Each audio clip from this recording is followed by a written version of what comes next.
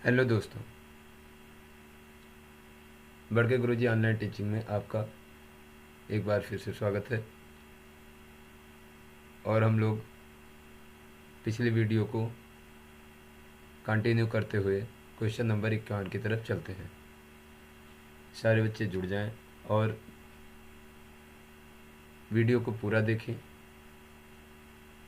और जो भी डाउट रहे उसको कमेंट बॉक्स में कमेंट करें ताकि उसका डाउट क्लियर किया जाए।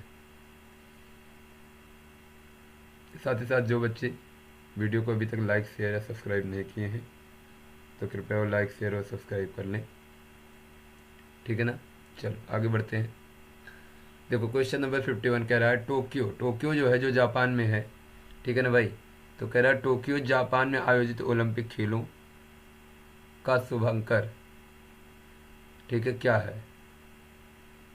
यानी टोक्यो जो है वो जापान में आयोजित ओलंपिक खेलों का शुभंकर क्या है।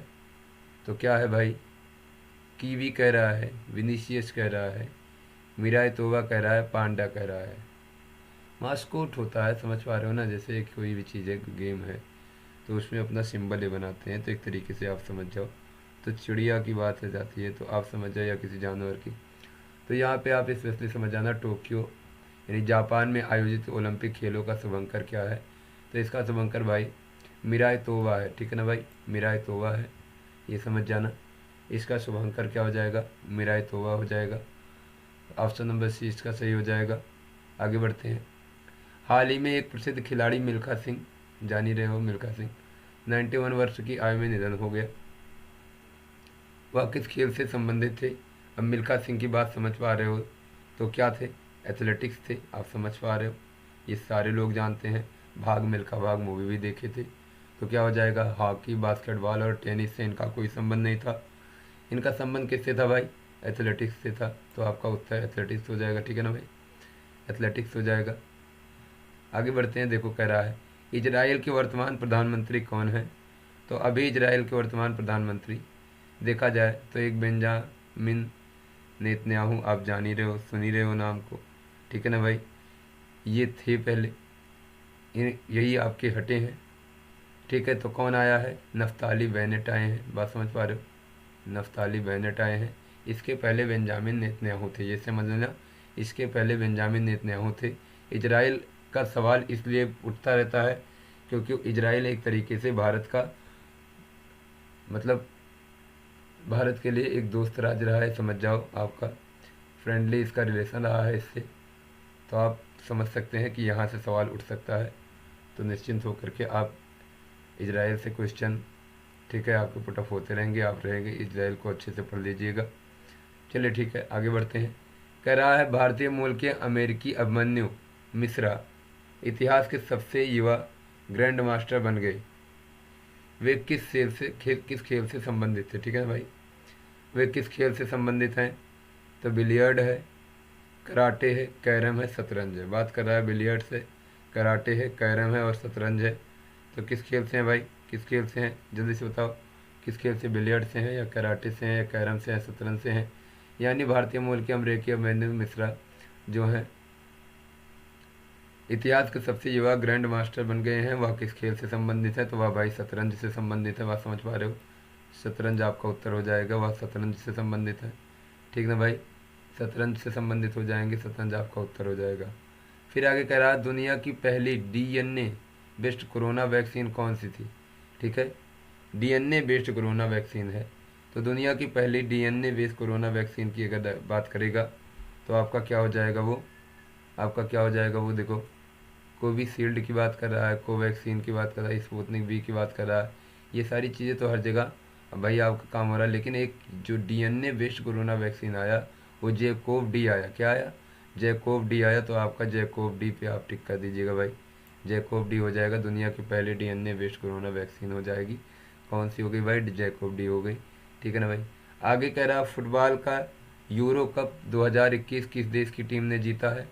तो फुटबॉल का यूरो कप 2021 2021 किस टीम ने जीता है भाई।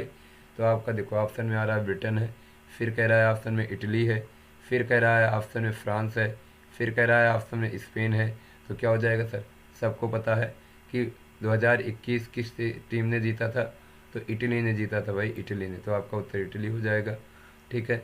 फिर कह रहा हाल ही में कर्नाटक के राज्यपाल के रूप में किसे नियुक्त किया गया, तो आप समझ पा रहे हो कर्नाटक के राज्यपाल के रूप में किसे नियुक्त किया गया, यानी आप समझ पा रहे हो बंडारू एक है आपका। ठीक है, बंडारू दत्तात्रेय है, सत्यदेव नारायण आर्य है, थावर चंद गहलोत है, और मंगू भाई छगन भाई पटेल है।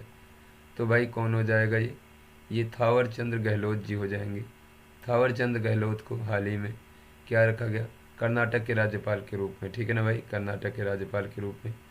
अब देखो सवाल आता है कि भारत के शिक्षा मंत्री कौन है, तो आपको पता होना चाहिए भारत के शिक्षा मंत्री कौन है।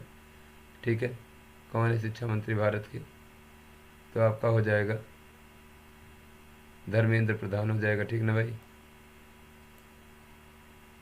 भारत के शिक्षा मंत्री की बात करेगा क्या हो जाएगा भाई, धर्मेंद्र प्रधान हो जाएगा। समझ पा रहे हैं ना, हाँ, यानी भारत के शिक्षा मंत्री कौन हो जाएंगे, धर्मेंद्र प्रधान। अभी की जो बात है, इसके पहले कौन थे भाई, अगर सवाल आता है इसके पहले। ठीक है, धर्मेंद्र प्रधान के पहले तो रमेश पोखरियाल, यानी रमेश पोखरियाल आप बोल सकते हो। तो इसके पहले की बात करेगा तो इसके पहले रमेश पोखरियाल थे, उसके पहले प्रकाश जावड़ेकर भी थे। ठीक है ना भाई, तो समझ पा रहे हो। और स्मृति जुबिन ईरानी भी थी, लेकिन बहुत पहले की बात है, फिलहाल कुछ दिन के लिए थी, लेकिन सवाल खड़ा हुआ तो इनको हटा दिया गया वहाँ पर से। तो भाई क्या हो जाएगा आपका यहाँ पे इस प्रेजेंट टाइम में धर्मेंद्र प्रधान की बात आ जाएगी। ठीक है ना भाई, धर्मेंद्र प्रधान आपका उत्तर हो जाएगा। फिर कह रहा है भारत के राफेल लड़ाकू विमान किस देश से खरीदा गया है, तो सबको पता है, इसमें तो सवाल जवाब करना ही नहीं है। ठीक है ना, सबसे अच्छा जो राफेल विमान के मामले में अगर सवाल आता, सबसे अच्छा सवाल है, ये काफ़ी बारी आ चुका है, फ्रांस से खरीदा गया है भाई। भारत ने राफेल लड़ाकू विमान को किस देश से खरीदा है, तो फ्रांस से खरीदा है भाई, फ्रांस से। ठीक है ना, फ्रांस ने बनाया था भारत के लिए राफेल विमान। ठीक है ना, तो फ्रांस से खरीदा, ये आपका उत्तर हो जाएगा। फिर कह रहा है हाल ही में भारत सरकार ने कौन सा नया मंत्रालय बनाया, तो हाल ही में भारत सरकार ने कौन सा नया मंत्रालय बनाया, तो इसमें देखो आपका है कारपोरेट कार्य मंत्रालय। समझ पा रहे हो, कारपोरेट कार्य मंत्रालय। फिर दूसरा वाला क्या है भाई, दूसरा वाला तुम्हारा है सहकारिता मंत्रालय, यानी इसको बोलते हैं मिनिस्ट्री ऑफ कॉर्पोरेट अफेयर्स, इसको बोलते हैं मिनिस्ट्री ऑफ कॉर्पोरेशन। जनजातीय कार्य मंत्रालय, इसको बोलते हैं मिनिस्ट्री ऑफ ट्राइबल। तो और इसके बाद आपका क्या होता है, संस्कृति मंत्रालय, मिनिस्ट्री ऑफ कल्चर। देखो अभी हाल ही में जो बनाया गया एक मिनिस्ट्री ऑफ कॉर्पोरेशन बनाया, सॉरी मिनिस्ट्री ऑफ कोऑपरेशन बनाया गया। तो मिनिस्ट्री ऑफ कोऑपरेशन यानी सहकारिता मंत्रालय, ये हाल ही में भारत सरकार के द्वारा बनाया गया एक नया मंत्रालय है। ठीक है ना भाई, सहकारिता मंत्रालय, बात समझ पा रहे हो। तो मिनिस्ट्री ऑफ कोऑपरेशन मतलब इसमें एक दूसरे के प्रति भाई आप जो भी ये क्या होता है कोऑपरेट करने का सिस्टम, इसीलिए इसका स्पेशली नाम मिनिस्ट्री ऑफ कोऑपरेशन है। ठीक है ना, एक दूसरे के सहयोग से जो ये कार्यविधियाँ आगे चले, यानी सहकारिता मंत्रालय आपका हो जाएगा। आगे चले, बाकी जो भी आपके टीचर वहाँ पे करंट पढ़ा रहे हैं वो सब इससे रूबरू करवाएंगे आपको। ये तो चूँकि क्वेश्चन में आ गया तो उसका आंसर देना हमारा फर्ज बनता, हम दे रहे हैं भाई, ये समझ जाना। तो हाल ही में भारत सरकार ने कौन सा नया मंत्रालय बनाया, तो सहकारिता मंत्रालय बनाया, ये आपका उत्तर हो जाएगा। फिर कह रहा है निम्न में से कौन सा देश सार्क का सदस्य नहीं है, निम्न में से कौन सा देश सार्क का सदस्य नहीं है। सार्क आप लोग अच्छे से समझते हो भाई, कोई दिक्कत नहीं है। तो निम्न में से सार्क का सदस्य कौन नहीं है, तो आप देखो भारत कह रहा है। ठीक है ना भाई, भारत कह रहा है, भारत तो है भाई, है भारत है भाई, पाकिस्तान भी है, बांग्लादेश भी है, आप समझ लेना। इन्हीं निम्न में से कौन सा देश सार्क का सदस्य नहीं है, तो भाई देखो भारत है, पाकिस्तान भी है और बांग्लादेश भी है। इसमें चाइना एक ऐसा है, चाइना क्या है ये नहीं है। ठीक ना भाई, अगर हम सार्क की मोटा मोटी बात करें तो देखो सार्क में क्या आता है, आप समझ जाओ कि दक्षिण एशिया के जो 7 देश हैं उन्हीं का ग्रुप है सार्क। ठीक है ना, दक्षिण एशिया के 7 देश अगर आप समझें तो इसमें आपका इंडिया आ जाता है। ठीक है ना भाई, इसमें इंडिया आ जाता है। आप सोचे तो इसमें आपका भूटान आ जाता है, इवन इसके साथ आपका नेपाल भी आ जाता है। ठीक है, बांग्लादेश भी आ जाता है, श्रीलंका भी आ जाता है, श्रीलंका भी आ जाता है, पाकिस्तान भी आ जाता है, और इंडिया हो गया, भूटान हो गया, नेपाल हो गया, बांग्लादेश हो गया, श्रीलंका हो गया, पाकिस्तान 6 हो गए, एक तो मालदीव ले लो भाई, मालदीव भी आ जाता है, ठीक है ना भाई। ये 7 देश जो हैं, इन 7 देशों को मिला करके दक्षिण एशियाई देश हैं, इन 7 देशों को मिला करके क्या बनाया जाता है भाई, क्या बन जाता है हमारा, सार्क बन जाता है। तो इसमें चाइना नहीं है भाई, क्या है ध्यान दे लेना, इंडिया है, इंडिया है, ठीक है, भूटान है या बांग्लादेश, मान लो भूटान है, नेपाल है, बांग्लादेश है, श्रीलंका है, पाकिस्तान है और मालदीव है। ये 7 देश मिलकर के क्या बन गए भाई, सार्क बन गए। तो सार्क के 7 सदस्य हैं, लेकिन चाइना सदस्य, इनमें से देखो भारत भी मिल रहा है, पाकिस्तान भी मिल रहा है, बांग्लादेश भी मिल रहा है, तो भाई चाइना नहीं है, ये समझ जाना। तो चाइना आपका उत्तर नहीं होगा, ठीक है ना भाई। आगे चलते हैं, आगे चलते हैं। बांग्लादेश, बांग्लादेश का मुद्रा क्या है, तो बांग्लादेश के सबको पता है टका बोलते हैं, इसमें तो कोई मतलब ही नहीं है, इसमें कुछ बताना नहीं है। बांग्लादेश की मुद्रा टका है भाई, सबको पता है। तो बहुत सरल उत्तर है, बांग्लादेश की मुद्रा टका है।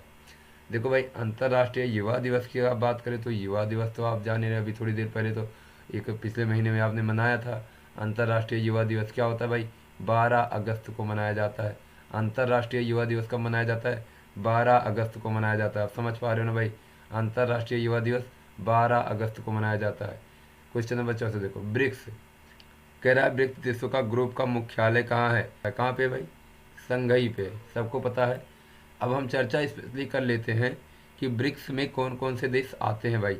ब्रिक्स में, ब्रिक्स का मतलब बा से, यानी बी जो है ये ब्राज़ील को इंडिकेट कर रहा है, समझ पा रहे हो ना भाई, ब्राज़ील हो गया, क्या हो जाएगा, ब्राज़ील। उसके बाद आपका आगे आता है आर, आर से आपका आप ले सकते हो रसिया को ले सकते हो भाई, ब्राज़ील, फिर रसिया हो जाएगा, यानी ये ब्राज़ील हो जाएगा, ब्राज़ील हो जाएगा, ब्राज़ील, ठीक है ना। फिर रसिया हो जाएगा, स्पेलिंग एरर देखते जाना भाई, कोई गलती हो जाएगी कोई बात नहीं, आप लोग तो समझदार हो ही। रसिया हो जाएगा, ठीक ना भाई, रसिया हो जाएगा, डबल एस आई ए होता है, ये ध्यान रहे, सिंगल नहीं होता, रसिया हो जाएगा। उसके बाद आपका इंडिया हो जाएगा, यानी कामा लगाते चले जाओ भाई, इंडिया हो जाएगा, इंडिया हो जाएगा, ठीक है ना भाई। तो अच्छा ब्राज़ील नहीं भाई, ब्राज़ील कर ले, हाँ कह रहा है कि ब्राज़ील, ठीक, ब्राज़ील हो जाएगा, रसिया हो जाएगा भाई, इंडिया हो जाएगा भाई, आई, आई से क्या हो गया, इंडिया, आप समझ पा रहे हो, क्या हो गया, इंडिया हो गया। उसके बाद अगला देश क्या हो जाएगा भाई, अगला देश आपका क्या हो जाएगा भाई, अगला देश आपका आ जाएगा यहाँ पे, सी का मतलब भाई चाइना हो जाएगा, ठीक है ना भाई, समझ पा रहे हो, सी का मतलब चाइना हो जाएगा, सी का मतलब चाइना हो जाएगा, ठीक है। अरे भाई ऐसे मान लो चाइना, तो ये आपका चाइना हो जाएगा। और उसके बाद एस का मतलब होता है भाई साउथ अफ्रीका, क्या होता है, साउथ अफ्रीका, ये समझ पा रहे हो, साउथ अफ्रीका, ठीक है ना भाई, साउथ अफ्रीका, ठीक ना।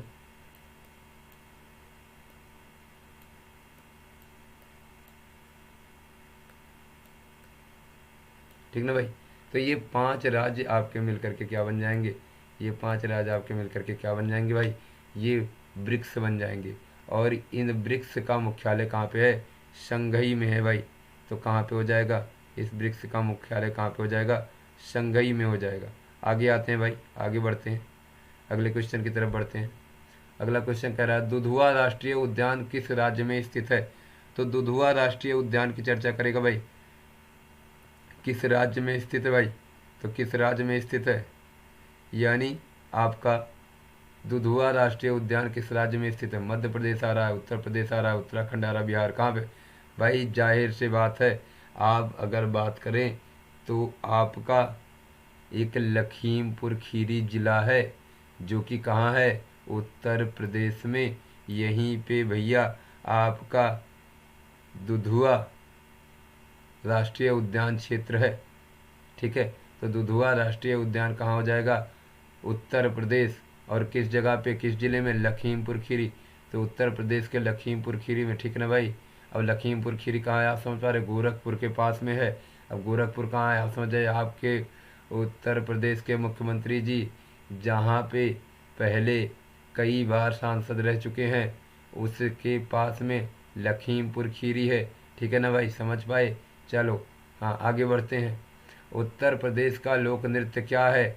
अरे भाई सबको पता है, यक्कै तो लोक नृत्य है उत्तर प्रदेश का, जिसको सब देखना पसंद करते हैं। खेल गोपाल कबो ना बोलो, मटकी भी नहीं है भाई, फाग भी नहीं है, कौन है? नौटंकी है भाई। तो नौटंकी उत्तर प्रदेश के लोग बहुत देखते हैं, तो समझ जाना उत्तर प्रदेश का लोक नृत्य क्या हो जाएगा? नौटंकी हो जाएगा भाई, नौटंकी। आगे बढ़ते हैं। अमेरिका का राष्ट्रीय खेल कौन सा है? अमेरिका का बताइए भाई, अमेरिका का राष्ट्रीय खेल पूछ लिया।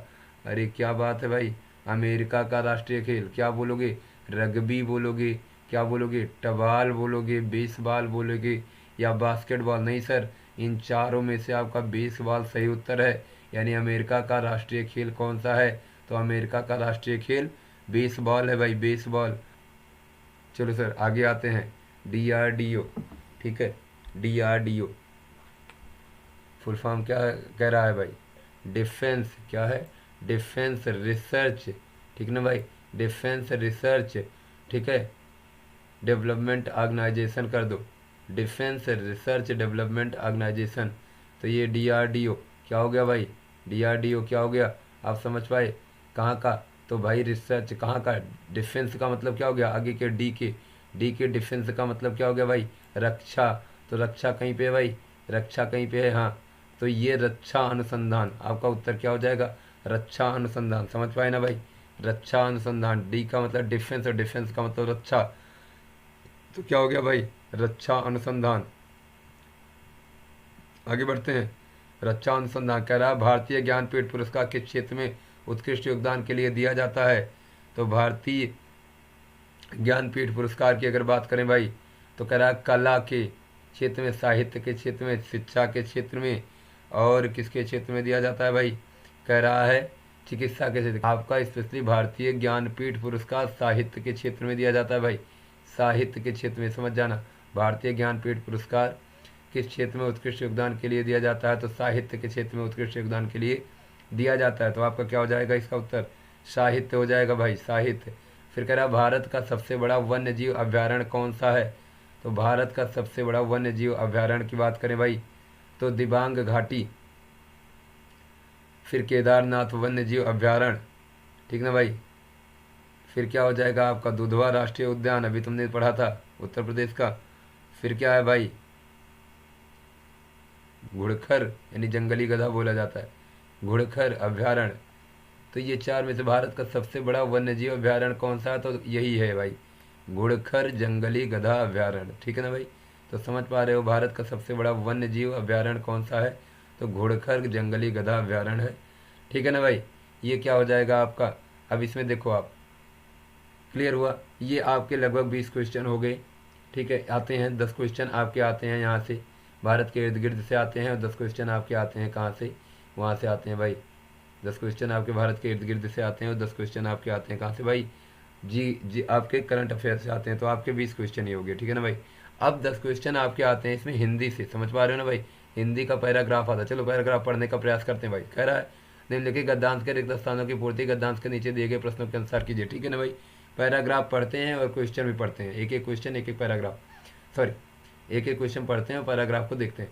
कहला दीपावली भारत में जाने वाला सबसे बड़ा त्यौहार है। तो मनाया जाने वाला भाई, रचाया जाने वाला नहीं, मनाया जाने वाला। तुरंत मनाते हैं। देखो पढ़ने में हिंदी वाला स्टेंजा बड़ा मज़ेदार आता है, आप पढ़ोगे आपको लगभग क्वेश्चन से समझ में आने लगेंगे भाई। यानी दीपावली भारत में मनाया जाने वाला सबसे बड़ा त्यौहार है। हर साल इस पर्व की कार्तिक दिन नहीं होता भाई, कार्तिक सप्ताह नहीं होता, कार्तिक वर्ष नहीं होता, हिंदी के महीने के नाम में कार्तिक माह हो जाता है भाई।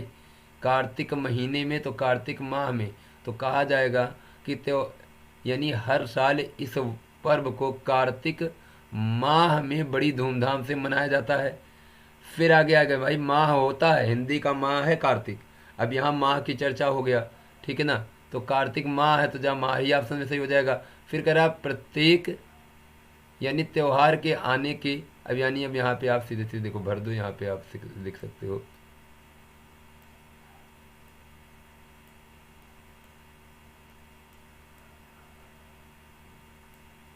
आप कह सकते हो ये मनाया, ठीक है ना भाई, ये मनाया हो जाएगा यहाँ पे। फिर यहाँ पे आप बोल सकते हो इसको कार्तिक माह बोल सकते हो,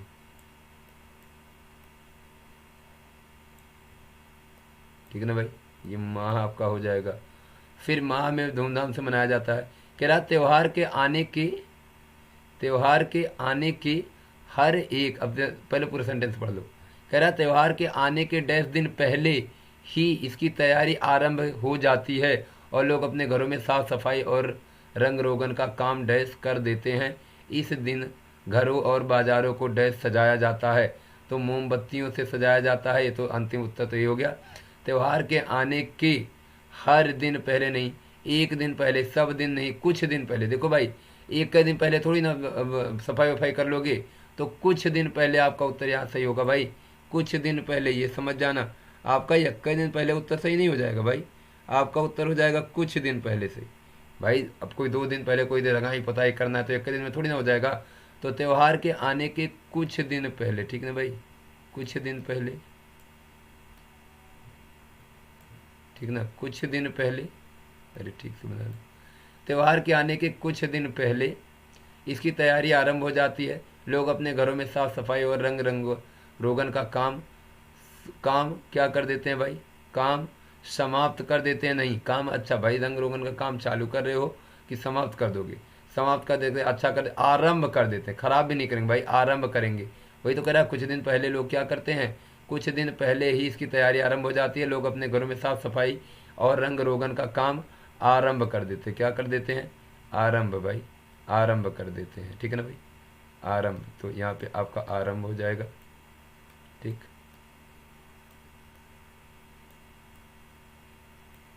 ठीक ना भाई, आरंभ हो जाएगा, ये आपका उत्तर हो गया, ठीक ना भाई, आरंभ।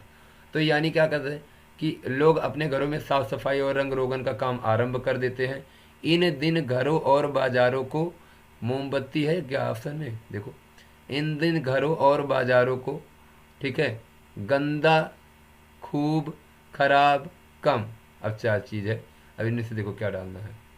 तो इन दिन घरों और बाजारों को खूब सजाया जाता है भाई, गंदा नहीं किया जाएगा, खराब नहीं किया जाएगा, खूब, खूब क्या किया जाएगा भाई, खूब क्या किया जाएगा भाई, खूब सजाया जाता है, ठीक है। अब देखो मोटा मोटी मैंने सारा भर दिया ना, 5 क्वेश्चन, देखो क्या कह रहा है, जल्दी से पढ़ दो। दीपावली भारत में मनाया जाने वाला सबसे बड़ा त्यौहार है। हर साल इस पर्व को कार्तिक माह में बड़ी धूमधाम से मनाया जाता है। मानव त्यौहार के आने की, ठीक है ना भाई, त्यौहार के कार्तिक माह में बड़ी धूमधाम से मनाया जाता है। त्यौहार के आने के कुछ दिन पहले ही इसकी तैयारी आरंभ हो जाती है। लोग अपने घरों में साफ सफाई और रंग रोगन का काम आरंभ कर देते हैं। इन दिन घरों और बाजारों को खूब सजाया जाता है, ठीक है। ये पैराग्राफ आपका हो गया, खूब सजाया जाता है। अब देखो आगे आते हैं, ठीक, आगे कह रहा है अगले अगले अगले अगले पैराग्राफ पे, दूसरा पैराग्राफ देखो भाई क्या कह रहा है। अगले पैराग्राफ कह रहा है निम्नलिखित गद्यांश के रिक्त स्थानों की पूर्ति, ठीक है ना भाई, गद्यांश के नीचे दिए गए प्रश्नों के अनुसार करिए। अब देखो कैसे कह रहा है, एक बार ऐसा हुआ कि गुजरात देश में बड़ा अकाल पड़ा। बड़ा अब भयंकर है, क्या है ऑप्शन में भी देखते हैं। बड़ा अकाल पड़ा। उन दिनों गुजरात में कवि भारवी रहते थे। उन्होंने सोचा इस अकाल में चलकर राजा भोज की ही डैश लें, परीक्षा लें, हो सकता है। वह विद्वानों का डैश करता है और धन भी देता है। भाई जब धन देता है और क्या करता है, धन ही भी देगा, तो क्या अनादर थोड़ी करेगा। विद्वानों का आदर भी करता है और धन भी देता है, ऐसा कुछ हो सकता है। कवि की स्त्री को यह बात अब समझ आई, क्या आई, अच्छी लगी या जो भी आई, और दोनों स्त्री पुरुष राजा भोज के में जाने के लिए निकल पड़े। राजा भोज के घर में या कहाँ पे जो भी है, चलो देखते हैं इसके बाद। तो अब पहला ऑप्शन तुमने पढ़ा, एक बार ऐसा हुआ कि गुजरात देश में बड़ा अनिश्चित अकाल पड़ा। कोई बात नहीं भाई, ऐसे कोई थोड़े ना अकाल पड़ेगा अनिश्चित हो जाएगा।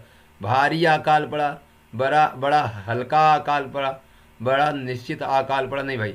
देखो हल्का पड़ेगा तो कोई आएगा नहीं, निश्चित होने का कोई मतलब नहीं है कि हमेशा अकाल ही पड़ता है, अनिश्चित का मतलब ही नहीं है कि अकाल अब पड़ गया तो फिर हटेगा ही नहीं, यानी भारी बड़ा भारी अकाल पड़ा। तो आपका ये उत्तर हो जाएगा, क्या हो जाएगा भाई, बड़ा भारी अकाल हो जाएगा। आपने उत्तर भारी लगा देना है, ठीक है ना भाई, आपने उत्तर क्या लगा देना है, भारी लगा देना है, बड़ा भारी अकाल पड़ा, ठीक है।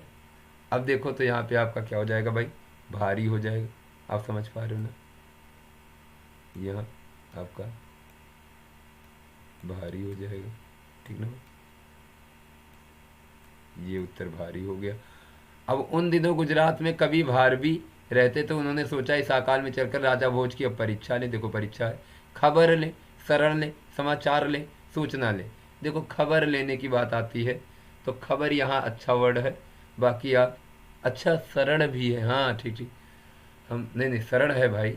यहाँ पे देखो गद्यांश में संकेतिक, सॉरी यहाँ कह रहा है, देखो अकाल पड़ा है, ये बात समझना, थोड़ा सा क्वेश्चन को समझने का प्रयास करना। एक बार ऐसा हुआ कि गुजरात देश में बड़ा भारी अकाल पड़ा। अब अकाल पड़ेगा तो सबके यहाँ तो दिक्कत होने लगेगी, तो आप खाने पीने के लिए कोई ऐसी जगह ढूंढोगे जहाँ पे कोई समस्या ना हो। उन दिनों गुजरात में कवि भारवी रहते थे, उन्होंने सोचा इस अकाल में चलकर राजा भोज की ही क्या लें, शरण लें। भाई ये सही पड़ेगा आपका, शरण उत्तर यहाँ पे। खबर लेने की क्या जरूरत है, अकाल में कौन खबर लेता है, अपनी खबर ले ले, बहुत बड़ी बात है, ठीक है। समाचार क्या जरूरत है लेने को, तो मिल ही गया, अकाल पड़ गया तो। सूचना वही चीज़ है, यानी सर शरण लेगा, यानी टिकना चाह रहे हैं, इनके पास अब दिक्कत आ गई है खाने पीने की समस्या, तो शरण लेंगे, तो शरण हो जाएगा, ठीक ना भाई, शरण हो जाएगा, क्या हो जाएगा, शरण। तो शरण ले, तो भोज की ही शरण ले। वह विद्वानों का अब भाई आदर करते हैं या सम्मान जो भी है, निरादर करेंगे तो क्यों जाएंगे शरण लेने, तिरस्कार करेंगे तो क्यों जाएंगे शरण लेने, अपमान करेंगे तो क्यों जाएंगे, यानी अपमान करेंगे तो शरण लेने क्यों जाएंगे, इसका मतलब आदर करेगा, तो आदर करेगा तो शरण लेने आदर हो जाएगा। तो वह किसका क्या करता है भाई, आदर करता है, बात समझ पा रहे हो,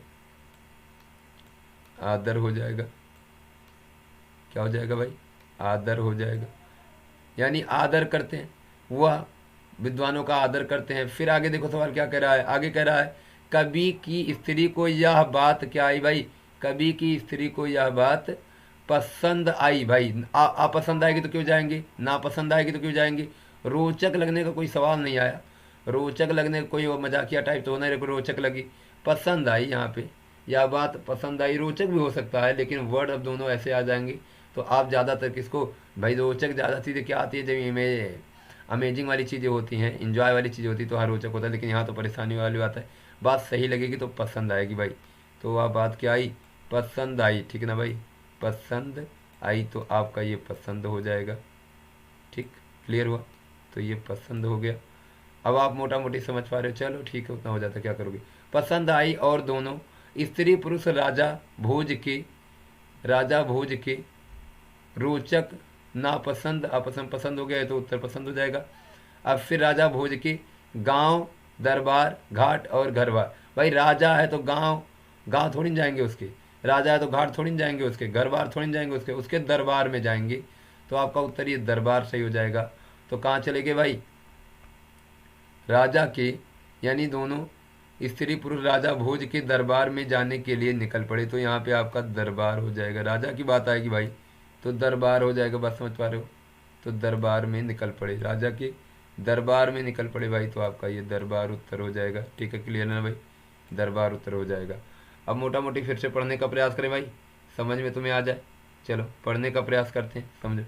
एक बार ऐसा हुआ कि गुजरात देश में बड़ा भारी अकाल पड़ा। उन दिनों गुजरात में कवि भारवी रहते थे, उन्होंने सोचा इस अकाल में चलकर राजा भोज की ही शरण लें, वे वह विद्वानों का, ठीक है, वे शरण ले, वह विद्वानों का आदर करता है और धन भी देता है। कवि की स्त्री को यह बात पसंद आई और दोनों स्त्री पुरुष राजा भोज के दरबार में जाने के लिए निकल पड़े। देखो बढ़िया सा स्टंजा बन गया ना भाई, कोई समस्या नहीं होती, आप आसानी से कर सकते हो। चलो ये पांचों क्वेश्चन आपके हो गए। चलो सर आगे आते हैं, आगे क्वेश्चन 20 क्वेश्चन आपके आते हैं मैथ के 20 क्वेश्चन में आपका ये पाई चार्ट का पहला क्वेश्चन है, 5 क्वेश्चन पाई चार्ट पे है, इसको देखते हैं थोड़ा सा। इसमें कह रहा है एक संगठन में विभिन्न विभागों में कार्यरत कर्मचारियों के प्रतिशत और उनके पुरुषों में संख्या का विवरण। देखो हम थोड़ा सा पतला वाला ले लेते हैं मार्कर, ठीक ना। तो ये देखो ये कह रहा है, तो बंटवारा हम कर लेते हैं। पहले तुम्हारा आईटी है भाई, तो आईटी का बंटवारा कर लो भाई, आईटी का बंटवारा कर लो। आईटी में क्या है भाई देख लो, थोड़ा सा आगे बढ़ाओ इसे, ठीक। तो आईटी में क्या है भाई देख लेते हैं। आईटी में तुम्हारा क्या है, 20% कह रहा है भाई, 20%। तो 800 का अगर 20% निकाला जाए भाई, 800 का अगर 20% आप निकालोगे तो 20% का मतलब आप समझ पा रहे हो कितना होता है। गुणे कर दो, क्या कर दो, 1/5 से गुणा कर दोगे तो बराबर क्या आ जाएगा तुम्हारा भाई, 5, 16 25 80, 160 आ जाएगा, ठीक ना भाई, 160 आ जाएगा। तो 160 आईटी में टोटल तुम्हारा क्या हो गया भाई, 160। अगर बिक्री में कहें, हम सेल में कहें, ठीक ना भाई, सेल में अगर हम कहें, सेल में अगर हम कहें तो सेल में तुम्हारा टोटल बिक्री में कितना है भाई, 24 है, 24% है। तो 24% का मतलब आप समझ पा रहे हो भाई, 8% का मतलब होता है आपका, ठीक है, हाँ 24% आप कह रहे हो। तो देखो आप यहाँ पे समझ जाओ, ऐसे ले लो आप, 24, 4×6 = 24, ठीक है ना, 1/25 तो 6/25 हो जाएगा आपका, ठीक है ना। 800 का आप ले लोगे 6/25, समझ पा रहे हो ना बात को, 800 का आपका ले लोगे 6/25, ठीक है ना। तो 6/25 24% होता है, 6/25 आपने ले लिया। और जब 6/25 आप ले लोगे तो ये तुरंत तुम्हारा कितना हो जाएगा भाई, 25 से कटेगा, ये कटेगा, 25 चौको 100, 8 दूनी 16, तो कई बारी जाएगा, देखो 25 चौको 100 और 8 चौको 32, ठीक है, कितनी बारी जाएगा भाई, 32 बारी जाएगा, समझ पा रहे हो, 32। तो आपका टोटल क्या हो जाएगा बराबर, 32 छंगे, अगर आप देखो मोटा मोटी तो 32 छंगे 6 दूनी 12 के 2, 6 दूनी 12 के 2, और 6 त्रिक 18, 18 1 19, 192, ठीक ना भाई, 192 आ जाएगा, 192, समझ पा रहे हो ना, हाँ 192 हो जाएगा आपका। तो 192 आ गया यहाँ पे। अब आपका आगे आता है लेखा। लेखा का मतलब आप राइटिंग में ले लो, ठीक है ना भाई, अरे राइटिंग कह रहा हूँ, वो ले लो, आपका हो जाता है अकाउंटिंग। अकाउंटिंग में अगर हम चर्चा कर लें तो क्या हो जाएगा भाई, अकाउंटिंग में 16% है, तो 16% है भाई, तो 16% 4/25 हो जाएगा इसी का, 4/25, ठीक ना भाई, समझ पा रहे हो। यानी अब मोटा मोटी अगर हम बात करें इस 800 का, इस 800 का अगर हम बात करें तो 4/25, तुमको पता 25 का मतलब 32 होता है, तो 800 का अगर हम 4/25 निकालेंगे तो आप मोटा मोटी समझ पा रहे हो क्या हो जाएगा। अगर हम 25 का निकालेंगे तो ये बराबर क्या हो जाएगा भाई, अभी तुमने 1/25 का निकाला तो 32 है, 32 चौको 4 दूनी 8 और 4 3 12, 128, तो 32 चौको 128 हो जाएगा, ठीक ना भाई, ये 128 हो जाएगा। तो आपका लेखा में 128 हो गया। उत्पादन की अगर हम बात करें, उत्पादन आपका 35% है। उत्पादन आपका, प्रोडक्शन आपका जो है, प्रोडक्शन की बात करें, प्रोडक्शन थोड़ा सा ऊपर जाते हैं, प्रोडक्शन की अगर हम बात करें तो प्रोडक्शन आपका 35% है। तो 800 का हम 35% निकालेंगे भाई, 35%, ठीक है ना भाई, निकाल लेते हैं। 35% का मतलब क्या होता है, 7/5, ठीक है ना भाई, 5% का मतलब 1/20, तो सॉरी 7/20 हो जाएगा, सॉरी 35% का मतलब 7/20। तो 20 से अगर इसको काटेंगे तो 20 चौको 80, 40, क्या आ जाएगा, 40 आ जाएगा, और 4×7 = 28 आ जाएगा तुम्हारा 280, क्या हो जाएगा भाई, 280, 280 हो जाएगा। तो 280 हो जाएगा, ये आपका प्रोडक्शन में हो जाएगा। अगर प्रोडक्शन के बाद हम बात करें किसकी, मानव संसाधन, यानी आईटी की बात करें, सीधे आईटी तो हो गया तुम्हारा। अगर मानव संसाधन की बात करें, ठीक है, एचआर की बात करें, मान लो ऐसे, मान लो जो भी है, तो आपका क्या हो जाएगा, रिसोर्स हो जाएगा ना, ह्यूमन रिसोर्स हो जाएगा। तो ह्यूमन रिसोर्स में आपका जो हो जाएगा, एचआर की अगर हम बात करें तो 5% है, तो 800 का हम 5% निकाल लेते हैं भाई, 800 का 5%। ठीक ना भाई। देखो ग्राफ को सबसे पहले हमारा काम होता है ना भाई, ग्राफ को सबसे पहले हम सेट कर लेते हैं। तो 800 का अगर हम 1/5 का मतलब 1/20, तो अभी तुमने निकाला था 1/20 का मतलब 40 होता है। तो आपने 1/20 का मतलब आपने 40 निकाल लिया, तो ये बराबर कितना हो गया, 40 हो गया। समझ पा रहे हो, 40 हो जाएगा ये तुम्हारा, तो 40 हो जाएगा। क्लियर है ना भाई। 20 चौको 80, 40 हो जाएगा। मोटा मोटी आपने निकाल लिया, मोटा मोटी आपने निकाल लिया। क्या निकाल लिया भाई, आपने निकाल लिया मोटा मोटी भाई, ये 160 निकाल लिया, ये 192 निकाल लिया, ये 128 निकाल लिया, ये तुमने 280 निकाल लिया, और ये तुमने निकाल लिया 40 भाई। तो ये पांचों चीज़ें तुमने निकाल लिया। अब सवाल पे ध्यान देना, बात हमारी समझना। टोटल आईटी में, अब यही भी ध्यान देना, विभाग की बात कर रहा, पुरुषों की संख्या, ये टोटल संख्या है 160 टोटल संख्या, 192 टोटल है, 128 टोटल है, 280 टोटल है, 40 टोटल है। ये जो संख्या है भाई, ये टोटल संख्या है। 3 2 5 2 7 8, हाँ लगभग हो जाएगा 800। तो ये टोटल संख्या है। अब टोटल संख्या में अगर हम बात करें बिक्री, सेल में तुम्हारे कितने व्यक्ति हैं, 192। यहाँ ध्यान देना, सेल में तुम्हारे कितने व्यक्ति हैं, 192। ये पुरुषों की संख्या है। तो अगर हम वुमेन की यहीं पे निकालने का प्रयास करें, वुमेन की, तो आप समझना, वुमेन की निकालने की बात करें, तो अगर 192 यहाँ पे पुरुष है, तो महिलाएं कितनी हो जाएंगी भाई, 192 में से 165 घट जाएगा, 12 में से 5 गया 7, 7, और उसके बाद क्या कहते हैं, 8 में से 6 जाएगा तुम्हारा 2, यानी 27 व्यक्ति ऐसे हो जाएंगे जो वुमेन में हो जाएंगे। किसमें, बिक्री में, सेल में। अब कह रहा लेखा में, अकाउंटिंग में टोटल 128 है। 128 में से अगर 93 तुम घटा दोगे, 128 में से अगर तुम 93 घटा दोगे भाई, 93 घटा दोगे, तो टोटल क्या हो जाएगा भाई, यहाँ से 128 में से अगर तुमने 93 घटा दिया, तो कितना हो जाएगा, 8 में से 3 गया 5, ठीक, और उसके बाद 8 में से 3 गया 5, और उसके बाद क्या हो गया आपका, 12 में से 9 जाएगा, तो 3 हो जाएगा, 35 हो जाएगा भाई। तो ये 35 हो गया, यानी लेखा में 35 हो जाएगा, यानी बिक्री में 27 हो गया, लेखा में 35 हो गया। ये वुमेन की बात कर रहा है, मेन में तो हो गया पुरुषों की संख्या, औरतों की संख्या ये हो जाएगी, महिलाओं की। अब फिर कह रहा उत्पादन, प्रोडक्शन में देखो भाई 280 है, यहाँ 245 है, तो 280 में से 245 जाएगा, तो ये भी क्या आ जाएगा भाई, 35 आ जाएगा। क्या आ जाएगा, 35 आ जाएगा। क्या आ जाएगा भाई, 35 आ जाएगा। आगे बात करें मानव संसाधन में, ह्यूमन रिसोर्सेज में अगर बात करें, तो इसमें क्या हो जाएगा, 40 टोटल है, और यहाँ पे पुरुष में 12 है, तो 40 में से 12 घट जाएगा, तो क्या आ जाएगा भाई, 40 में से 12 अगर घट जाएगा तो क्या आ जाएगा भाई, आपका 38 आ जाएगा। ठीक है ना, सॉरी 28 आ जाएगा। क्या आ जाएगा, 28 आ जाएगा। बस समझ पाए, 28 आ जाएगा, तो ये आपका 28 हो जाएगा। इसके बाद आईटी में, आईटी में आप देख लो, आईटी में टोटल आपके कितने हैं, 160 है भाई, टोटल आपके कितने हैं, 160 है। और सवाल क्या कर रहा है, आईटी में 74 आपके पुरुष है, तो महिलाएं कितनी हो जाएंगी भाई, 74 आपके पुरुष है, तो महिलाएं कितनी हो जाएंगी, यहाँ से आप कर लो, 160 में से घटा लो 74, तो आपका 10 में से 4 जाएगा 6 हो जाएगा, 10 में से 4 जाएगा 6 हो जाएगा, और 15 में से 7 जाएगा 8 हो जाएगा, 86 हो जाएगा भाई। 15 में से 8 7 जाएगा तो 8 हो जाएगा, यानी 86 हो जाएगा। तो यानी 86 व्यक्ति यहाँ पे हो गए। टोटल आपको समझ में आया, पुरुषों की संख्या ये दी गई है, आपने महिलाओं की संख्या निकाल ली टोटल में से घटा घटा करके। अब आते हैं अपने सवाल पे, सवाल जो कहता है एक एक सवाल करते हैं भाई। कह रहा है मानव संसाधन विभाग में कार्यरत महिलाओं की संख्या का मानव संसाधन विभाग में कार्यरत पुरुषों की संख्या से अनुपात। मानव संसाधन में केवल महिलाओं की संख्या क्या है भाई, महिलाओं की संख्या क्या है भाई, 28 है, और कर्मचारियों को विभाग में कार्यरत कर्मचारियों की कुल संख्या, तो बताओ भाई महिलाओं की संख्या क्या है, 28 है। पहले सवाल पे आते हैं, महिलाओं की संख्या क्या है भाई, 28 है।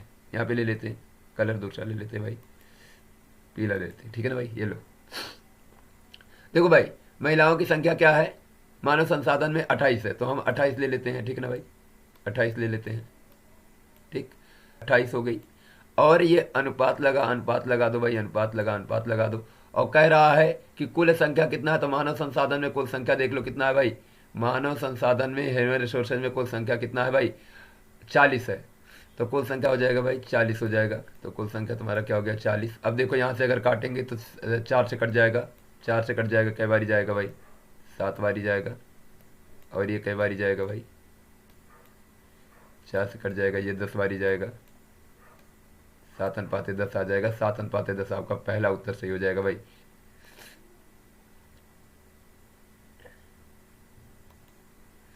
पहला उत्तर सही हो जाएगा, ठीक ना। चलो 7 अनुपात 10 हो जाएगा। आगे सवाल पे आते हैं। दूसरा सवाल क्या कह रहा है, बिक्री विभाग में पुरुष कर्मचारियों की संख्या बिक्री विभाग में कार्यरत कुल कर्मचारियों की संख्या का लगभग कितने प्रतिशत है। बिक्री विभाग में पुरुष कर्मचारियों की संख्या, देखो भाई, बिक्री विभाग में पुरुष कर्मचारियों की संख्या कितनी है, 165 है भाई। कितनी है, 165 है, ठीक ना भाई, 165 है।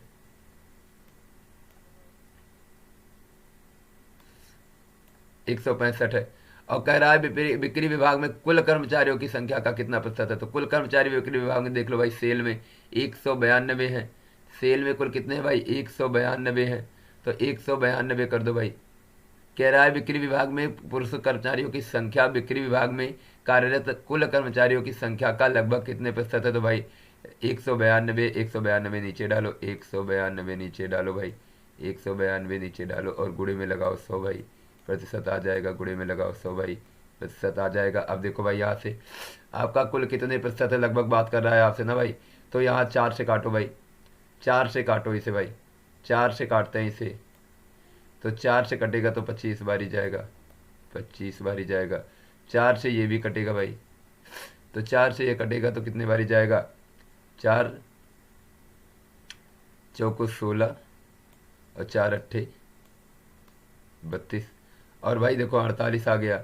और यहाँ से आप काटने का प्रयास करो तो कितने से कटेगा, ये 3 से कटेगा। लगभग की बात किया है, हम मोटा मोटी हिसाब किताब ले लेंगे, कोई समस्या नहीं है। लगभग की बात किया है। तो चलो इसको काटने का प्रयास करते हैं। देखो ये तुम्हारा क्या है, अगर हम चर्चा करें इधर, इसको काटने का प्रयास करें। देखो 6 1 7 5 12, 3 से कट जाएगा। 3 से काटो भाई, 3 से काटो। तो 3 से कटेगा तो कई बार 16 जाएगा। और 3 से ये कटेगा तो कितना जाएगा, 3 से ये कटेगा तो कितना जाएगा, 3 पचैया 15 और 3 पचैया 15, 55। 55 बारी गया ना भाई। अब आप समझ पा रहे हो, 55 बारी गया ये। यानी अगर मोटा मोटी हिसाब करें तो यहीं पे अब एवरेज में लगाना भाई, लगभग में आपके जो भी है।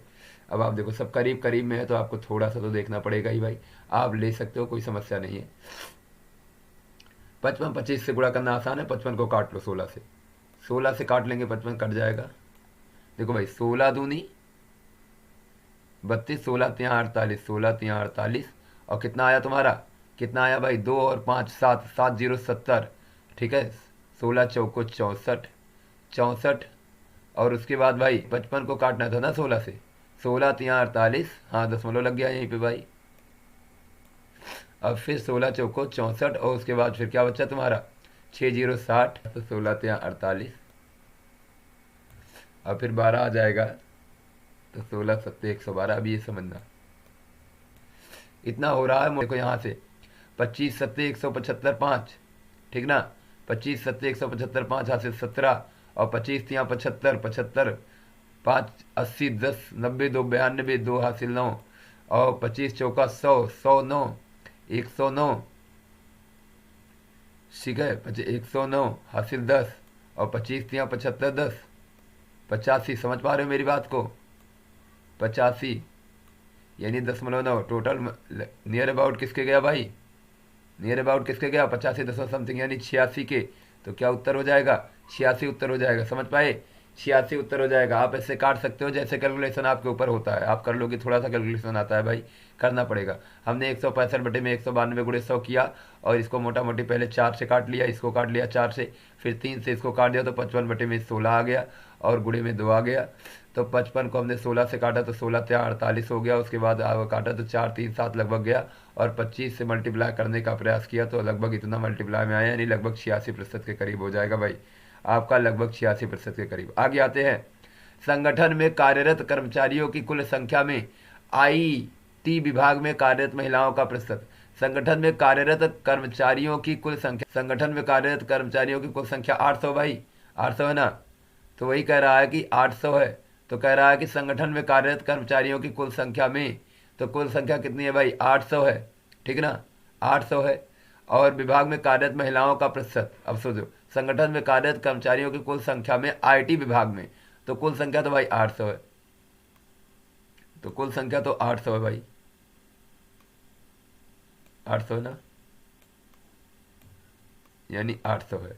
और कह रहा है आईटी विभाग में महिलाओं की संख्या कुल 86 है भाई, तो 86 कर लीजिए, 86, ठीक ना भाई, 86 हो जाएगा।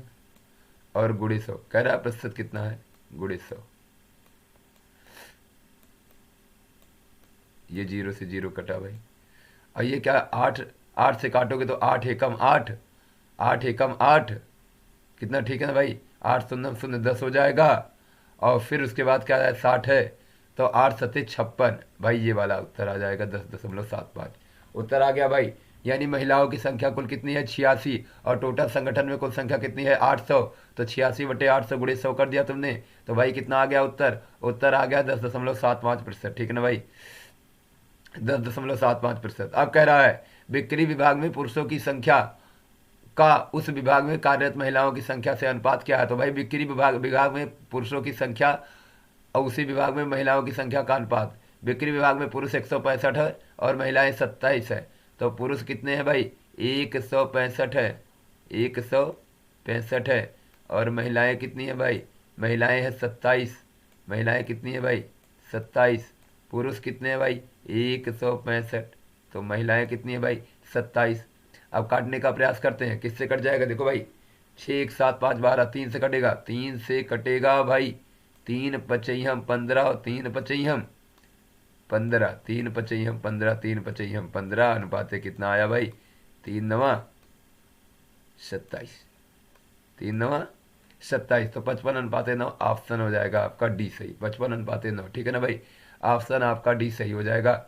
बिक्री विभाग में पुरुषों की संख्या टोटल 165 है और उसी विभाग यानी बिक्री ही विभाग में महिलाओं की संख्या टोटल 27 है, तो दोनों का अनुपात पूछ रहा है, तो 55/9 हो जाएगा, यानी 55/9 हो गया भाई। फिर कह रहा है लेखा और उत्पादन विभाग में कार्यरत कर्मचारियों की कुल संख्या कितनी है, तो भाई जोड़ लो, लेखा और, तो भाई अब यहाँ से नहीं सवाल आया कुल कर्मचारियों की, तो लेखा अकाउंटिंग में 128 है, लेखा यानी अकाउंटिंग में 128 है, और उत्पादन यानी प्रोडक्शन में 280 है, तो यानी भाई 128 और 280 को जोड़ लेना है, 128 और 280 को जोड़ लेना है भाई, जोड़ लो, 128 को, ठीक है, 128 को और 280 को जोड़ लो भाई, 280 को जोड़ लो, ठीक है ना भाई, 280 को जोड़ लो, 128 280 जोड़ लोगे कितना आ जाएगा, 8, ठीक ना भाई, 8 2 10 के 0 और 2 1 3 1 4 हो जाएगा, 408 ऑप्शन में है सर, सी नंबर ऑप्शन सही हो जाएगा, ठीक है ना भाई। यानी लेखा में आपका 128 है, लेखा में 128 है और उत्पादन में आपका 280 है, और दोनों को जोड़ दिया गया भाई तो 408, देख लो यहाँ पे, लेखा में आपके 128 है, लेखा में आपके अकाउंटिंग में 128 है और प्रोडक्शन यानी उत्पादन में आपका 280 है, तो कुल मिला करके कितना हो गया भाई, 128 और 280 कुल मिला करके 480 हो गया, 408 हो गया, तो आपका उत्तर 408 सही हो जाएगा, समझ पा रहे हो ना, आपका उत्तर 408 सही हो जाएगा। ये आपका हो गया पहला ग्राफ, पहला ग्राफ पाई चार्ट था, ये हमने खत्म किया। अब आते हैं हम लोग दूसरे ग्राफ पे, ठीक है ना सर, अब आते हैं हम लोग दूसरे ग्राफ पे, दूसरे ग्राफ को देखने का प्रयास करते हैं। दूसरा ग्राफ हमारा क्या कह रहा है कि किसी देश के व्यापार, ठीक है ना भाई, कह रहा है कि किसी देश का व्यापार घाटा करोड़ रुपए में है। अब देखो व्यापार घाटा की बात कर रहा है भाई, तो यहाँ समझ लेना, अब ऐसे ऐसे व्यापार घाटा दिखाया गया है, यानी कह रहा 2013 में कितना है भाई, इसको अगर बीच में समझ जाना, ये 2000 है और ये लिखा भी है 2200 3100, तो 2100 2800 26 सब कुछ है, ठीक है, कोई दिक्कत नहीं। हम सवाल पे आते हैं, सीधे सीधे हम सवाल पे आते हैं। पहला सवाल कह रहा है कि 2019 में घाटा 2016 में घाटे का लगभग कितना गुना था, तो 2019 में घाटा 2016 में घाटे का लगभग कितना गुना था, तो भाई कितना गुना था लगभग, तो सीधी सी बात है 2019 का घाटा पहले लिखते हैं, 2019 का जो घाटा था, 2019 का घाटा 4200 लिखते हैं और 2016 का जो घाटा था 2800 लिखते हैं, तो भाई 4200 ऊपर लिखते हैं, 4200 ऊपर लिखते हैं, 4200 भाई ऊपर लिखते हैं, 4200 ऊपर लिखते हैं और 1900 भाई 2800 भाई नीचे लिखते हैं, 2800 लिखते हैं नीचे, भाई हो गया हमारा उत्तर, 2800 नीचे लिखते हैं और 2 जीरो से 2 जीरो काटते हैं भाई, और 14 से काटते हैं, 14 3 42, ठीक है ना भाई, 14 3 42 काटते हैं और 14 दूनी 28 काटते हैं, ठीक है ना भाई। और 2 से 3 को काटते हैं तो कितना आ गया उत्तर, उत्तर आ गया 1 दशमलव क्या आ गया भाई 5। तो 1.5 गुना आपका हो जाएगा उत्तर। यानी 2019 में घाटा 2016 के घाटे का लगभग कितना गुना है, तो लगभग भाई 1.5 गुना है। वैसे भी आप समझ पा रहे हो 28 का 42 क्या होता है, 1.5 गुना होता है, तो 1.5 गुना आपका उत्तर आ गया। फिलहाल सवाल जैसे लगाते आपने लगा दिया, पहला सवाल ये आ गया। दूसरा सवाल कह रहा है कि 2015 में घाटे की तुलना में 2019 में घाटे में प्रतिशत वृद्धि कितनी थी। 2015 में घाटे की तुलना में 2019 में घाटे में प्रतिशत वृद्धि क्या थी। तो 2015 में घाटे की तुलना देखो भाई, 2015 में घाटा कितना हुआ था, 2015 में 2100 हुआ था, और 2019 में भाई 4200 हुआ। तो 21 दूना 42, तो अंतर क्या हो जाएगा भाई, कह रहा है 2015 में 2100 हुआ, ठीक है ना भाई। 2015 में 2100 हुआ, 2015 में भाई 2100 हुआ, और 2015 में 2100 हुआ भाई, और 2019 में 4200 हुआ। अब कह रहा है प्रतिशत क्या है, 2100 से ये सीधे 4200 पे पहुंच गया भाई, 4200 से पहुंच गया भाई 4200 पे। तो कह रहा वृद्धि कितनी हुई, वृद्धि कितने की हुई भाई, 2100 की वृद्धि हुई भाई, कितने की हुई, 2100 की वृद्धि हुई भाई, 2100 की वृद्धि हुई। और 2100 अपने आप में क्या है भाई, 2100 अपने आप में क्या है भाई, 100% है। तो कितने की वृद्धि हुई। अगर गुना कहता सर तो 2 गुना लगाते, लेकिन गुना तो कह नहीं रहा है, कह रहा है कि वृद्धि कितनी हुई, तो कितने प्रतिशत की वृद्धि होगी, 100% तो खुद, और 100% और बढ़ा, यानी वृद्धि कितने की हुई सर, 100% की हुई। ऑप्शन नंबर बी आपका सही हो जाएगा, ऑप्शन नंबर बी आपका सही हो जाएगा। आगे आते हैं 88 नंबर क्वेश्चन पे। कह रहा है निम्नलिखित में से किस वर्ष में घाटे की प्रतिशत वृद्धि उसके पिछले वर्ष की तुलना में सबसे अधिक थी। ग्राफ पे आ जाते हैं, जिसमें सबसे ज्यादा अंतर दिखेगा प्रतिशत के अकॉर्डिंग देखना है, वही हो जाएगा भाई। अब देखो मोटा मोटी हम देखते हैं, बहुत ज्यादा अंतर जहां दिखेगा वहीं काम हो पाएगा। कह रहा है कि घाटा, अब देखो यहाँ पे कह रहा है निम्नलिखित में से किस वर्ष में घाटे की प्रतिशत वृद्धि, घाटे में वृद्धि हुई है, घाटे में कमी नहीं, घाटे में वृद्धि हुई है। तो जिसका ग्राफ सबसे ऊपर होगा और उसके बगल वाला ग्राफ काफी नीचे होगा, उसी को हम चेक करने का प्रयास करेंगे भाई। तो आते हैं, तो अब यहाँ पे देखो, यहाँ देखने का प्रयास करो, सबसे अच्छा रिजल्ट तुम्हें अगर देखने को मिलेगा तो देखो 2 रिजल्ट तुम्हारे सामने, 3 रिजल्ट तुम्हारे सामने है। एक है 22 से 31, ये तो कम हो गया, तो वृद्धि तो दिख ही नहीं रहा है, ये तो कहानी से खत्म हो गया। ये लगभग बराबर में है, लगभग थोड़ा नजदीक में है, तो ये भी दूरियां तो बना नहीं पाएगा। यानी आप 42 इसको नहीं, आपने देखना कहा, ये भी देखो कम हो गया, कोई मतलब नहीं। तो इस ईयर को और इस ईयर को, इन दोनों को तो निकाल लेंगे, इन दोनों से मतलब नहीं है। देखो तुम्हें इसमें देखना है, इसमें देखना है, इसमें देखना है, और इसमें देखना है। यानी 2018 से 19 में देखना है, 2017 से 18 में देखना है, 2015 से 16 में देखना है, 2014 से 15 में, सॉरी 2023 से 14 में 2013 से 14 में देखना है। अब ध्यान देना भाई, 2013 से 14 में अगर तुम देखो तो यहीं पे ज्ञात करना 2013 से 14, तो 14 में क्या हुआ भाई, घाटे में जो वृद्धि हुई कितनी हुई भाई, 2200 से 3100, 2200 से सर 3100 हो गया। यानी सीधे सीधे कितना बढ़ा, 900 बढ़ा भाई, कितना बढ़ा, 900 बढ़ा, 900, और 900 कितने से बढ़ा भाई, 2200 से बढ़ा, 2200 से 900 बढ़ा, कितने से भाई, 2200 से। तो यानी प्रतिशत वृद्धि क्या हो गई, प्रतिशत वृद्धि क्या हो गई भाई, बहुत ज़्यादा। समझ पा रहे हो ना, 900 बढ़ा भाई 2200 से, यानी प्रतिशत वृद्धि क्या हो गई, 22 का पहाड़ा पढ़ेंगे, 22 चौको 88, 22 चौको 88, और 90 है तो लगभग 4 दशमलव समथिंग में जाएगा, 4 दशमलव समथिंग में जाएगा ये वाला। और यहाँ पे अगर आते हैं इस पे, तो 21 का पहाड़ा अगर हम 28 में पढ़ेंगे, 21 और 28 में वृद्धि कितने की हुई अगर देखा जाए, तो वृद्धि अगर यहाँ 4 दशमलव समथिंग में जाएगा, ये समझ पा रहे हो। और अगर यहाँ पे बात करें 2100 से 2800 की बात करें, अरे कह रहा है कितने की होगी, अरे भाई क्या दिक्कत है, 88 2 जीरो आया तो जीरो के बाद ही चलेगा, क्योंकि 22 का पहाड़ा पढ़ा नहीं जाएगा, तो 4 दशमलव समथिंग में जाएगा, 4.0 कुछ हो जाएगा। चलो यहाँ पे 4 से ऊपर जाएगा। चलो इधर आते हैं, 21 और 28 में अंतर कितने का आया भाई, यहाँ पर अंतर 7 का आया, यहाँ पर अंतर 700 का आया, 700 का आया, 700 का अंतर कितने से आया भाई, 700, 21 से बढ़ा है, 2100 से बढ़ा है, 2100 से, 2100 से बढ़ा है भाई। तो 2100 से अगर देखो, तो अब देखो ये 0 से 0 कटेगा, और ये जाएगा अरे भाई यहाँ 40 हो जाएगा, वही मान लो, इसको कह रहा है ये 40 हो जाएगा। ठीक है, मैंने डेसिमल में यहाँ से ले लिया था, कोई दिक्कत नहीं। 40 हो जाएगा, 100 बराबर लगा रहेगा। और ये प्रतिशत देखा जाएगा तो ये क्या हो जाएगा, जीरो जीरो कट गया, 700 आ गया। 21 का 70 में जाएंगे तो 21 चौको 84 ज़्यादा हो गया, यानी ये 3 बारी में जाएगा। अगर यहाँ से कटेगा तो ये 3 दशमलव समथिंग आएगा, तो 3 दशमलव समथिंग तो ये पहले ही छोटा हो गया प्रतिशत में, यानी 30 के ऊपर जाएगा। कितना आ जाएगा, 21 तिहाई 63, और फिर उसके बाद 7070, फिर 21 तिहाई 63 आपका, यानी 33.33 आ जाएगा, 33.33। तो ये आपका 40 दशमलव समथिंग से क्या है, कम है। अब यहाँ पे ये दोनों में ये बड़ा हो गया। अब एक हमारे पास ये बच रहा है, इसको देख लेते हैं, 26। एक ये बच रहा है, इसको देख लेते हैं भाई, 26 से, यानी ये तुम्हारा किस ईयर का हो गया, ये तुम्हारा अभी देख लेते हैं भाई। 26 से 3600 को देखते हैं तो कितना बड़ा भाई, 26 से 3600 बड़ा, 10 बड़ा, यानी 1000। 1000 भाई, 1000 बड़ा सीधे। 26 से 36 कितना बड़ा भाई, 1000। और कितने से बड़ा भाई, 2600 से बड़ा। कितने से बड़ा भाई, 2600 से बड़ा। तो ये 2600 से हो जाएगा। और जब ये कटेगा भाई तो ये अब 1000 में होगा काम, 1000 में काम होगा। और 26 को अगर ले जाएंगे आप तो 26 चौको देखो भाई, 20 चौको 80 और 6 चौको 24, ज़्यादा चला गया सर, ज़्यादा चला गया। मेरी बात समझने का प्रयास करना। 20 चौको 80, 6 चौको 24, ज़्यादा चला गया तो ये भी कटेगा।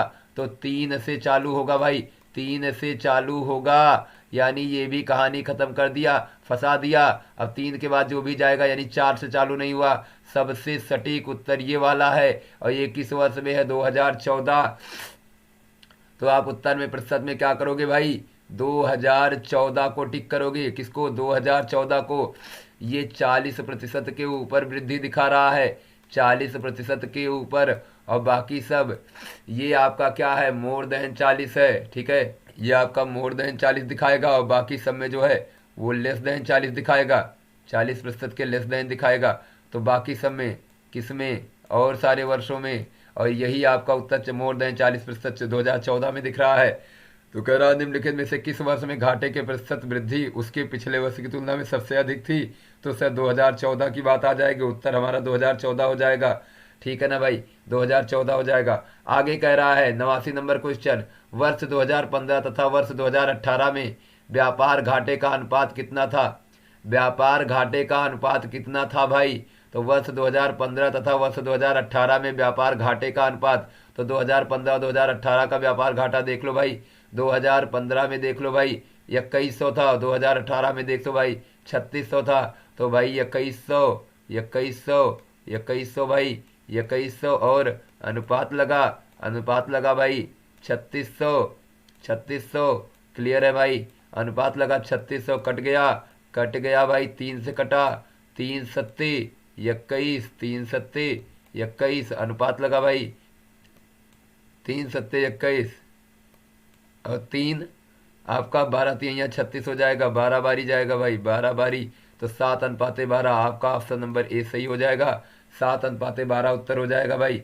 7:15 से और 2018 के बीच की बात करागा तो 7:12 हो जाएगा, उत्तर आपका ए सही हो जाएगा।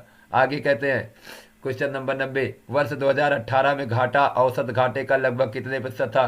तो भाई औसत घाटा तुम्हें निकालना है। औसत घाटा निकालने के लिए सारे को जोड़ना पड़ेगा भाई, सारे को तुम्हें जोड़ना पड़ेगा, ये ध्यान रहे। औसत घाटा निकालने के लिए तुमको क्या करना पड़ेगा, सारे को जोड़ना पड़ेगा। चलो जोड़ते हैं, 0 0 0 0 0 0 0 0, आपका 0 सब में 100 है ना भाई, सब में 100 है। तो ये भाई 0 0 हो जाएगा, 0 और 0 हो जाएगा, इसमें दिक्कत नहीं है। ठीक ना भाई, 0 और 0 हो जाएगा।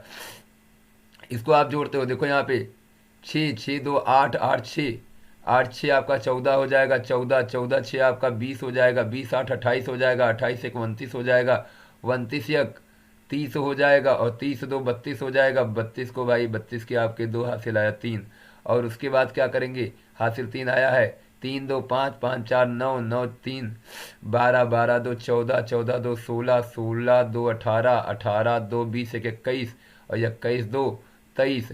तो ये तुम्हारा भाई 23 बन जाएगा, क्या बन जाएगा, 23 बन जाएगा। ठीक, और इसका बटे करेंगे तो कितना बटे कर देंगे, 1 2 3 4 5 6 7 8, कितने व्यक्ति हैं, 1 2 3 4 5 6 7 8, 8 व्यक्ति हैं।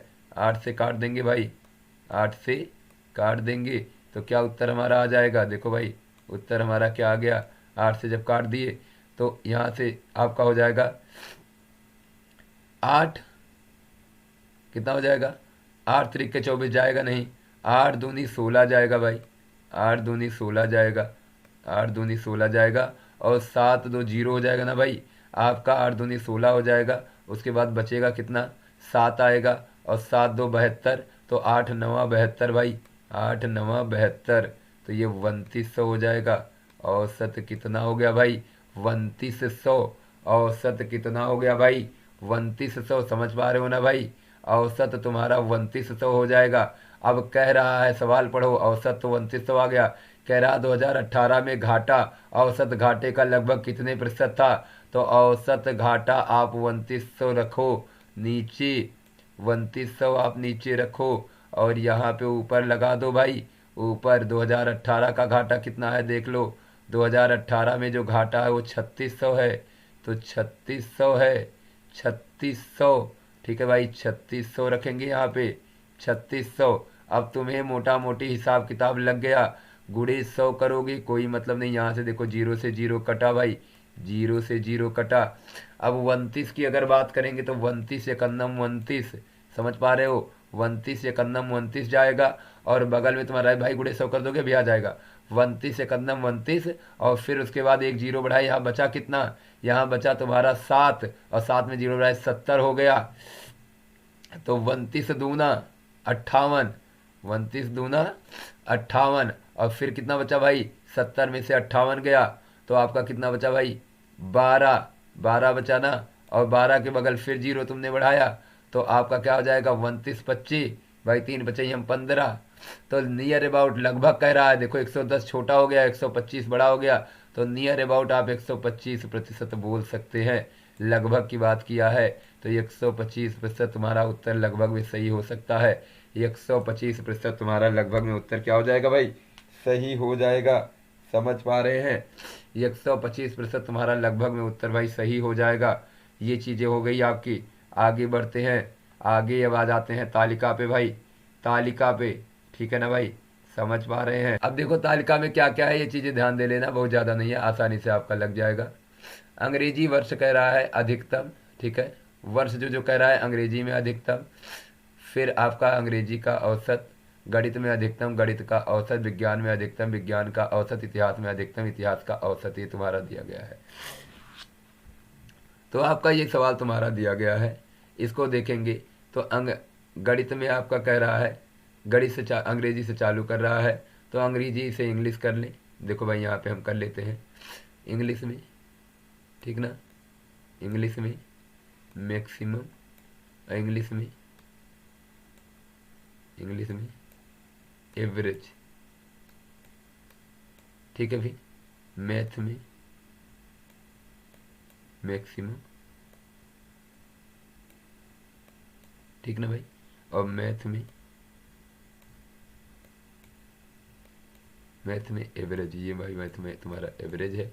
और फिर आपका हो जाएगा उसके बाद विज्ञान में और इतिहास में है, तो विज्ञान में साइंस में मैक्सिमम, और साइंस में एवरेज, फिर आपका हिस्ट्री में मैक्सिमम, और ये हिस्ट्री में एवरेज हो जाएगा, ठीक ना भाई, एवरेज। अब यहाँ पे देख लेते हैं, चलो भाई यहाँ पे ग्राफ पढ़ते हैं। सवाल कह रहा है कि वर्ष 2019 में 4 विषयों में कुल अंकों का औसत कितना था, तो 4 विषयों में कुल अंकों का औसत कितना था, तो सबके औसत को जोड़ करके बटे 4 कर देंगे, उत्तर आ जाएगा भाई। इसका औसत 56 था, इसका औसत यानी देखो क्या हो गया भाई, 56 हो गया, प्लस करेंगे 56 के साथ क्या कर देंगे, 68 कर देंगे, ठीक ना भाई, 68 कर देंगे, और फिर प्लस क्या कर देंगे भाई, 68 के साथ फिर 68 फिर से कर देंगे, 2019 की बात कर रहा है, फिर से, क्योंकि औसत पहले से दिया है, फिर से 68 कर देंगे, ठीक ना। और उसके बाद फिर आपका क्या कह रहा है 48, तो 48 जोड़ देंगे, 48 कर देंगे भाई, ठीक ना। अब ये चारों जोड़ के बटे 4 कर देंगे, उत्तर हमारा आ जाएगा, बटे 4 कर देंगे, उत्तर हमारा आ जाएगा। अब देखो इसका करने का तरीका क्या है, आप जरूरी नहीं है कि, ठीक है ना,